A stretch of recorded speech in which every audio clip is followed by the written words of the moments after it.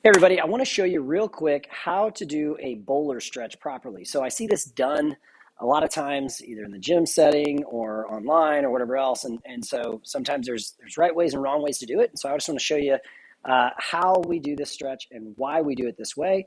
So the bowler stretch is going to be addressing basically the posterior side of the shoulder. It's also going to address the lat. And the thing about the lat is the lat actually attaches way up here on the inside of the armpit, and then it comes all the way down and attaches down towards your lower back. And so when we stretch that muscle, it's the largest muscle in the body, and so we need to actually incorporate kind of like the top end and the back end here. So I'm going to show you how to grip the band appropriately, what band to use as well, and then kind of the do's and don'ts on this stretch. So with the band here, you need to use a thicker band with this. So this is going to be a thicker orange band or a thicker gray band in our gym. But you need to use a thicker band. And the reason for this is you need tension on the band to do an important part of the stretch, which is called distraction. So we actually want a little bit of distraction in the joint. That also helps with aiding in some release of some synovial fluid, and also creates this stretching of more the joint area, not just the muscle area. Now, if you have a hypermobile shoulder, we don't want a distraction of the joint because it could lead to somebody dislocating the shoulder. But we're assuming somebody has ample integrity of the shoulder joint when we talk about distraction here. So the other thing here is how I grip the band. So I don't just grab it with my hand. I'm actually going to loop my wrist in. Okay, so I loop my wrist in and then I grab the band so that the band is actually looped around my wrist, and then I put that band between my thumb and my index finger, and that kind of locks me in.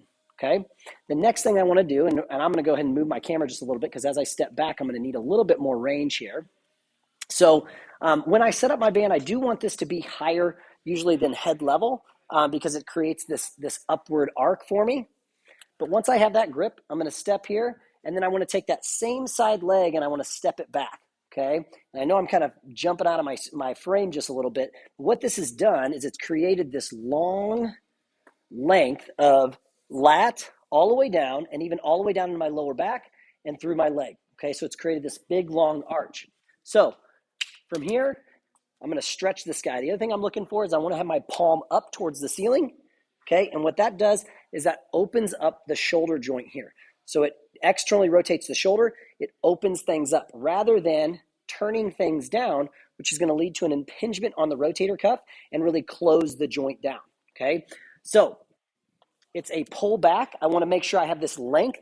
So notice how that band is pulling me towards the rack, and then I'm stretching. So it's giving me this lengthening of not only the joint, but also the muscle structure.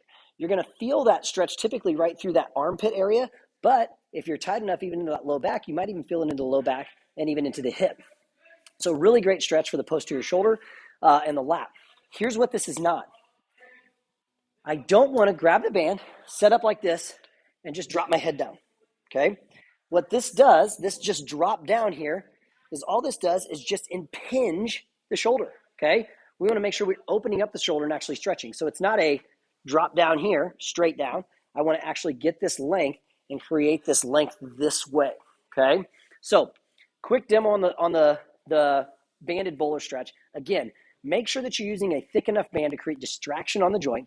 Make sure that you're actually stretching out away from the band and not down and just impinging the shoulder. Hope this helps.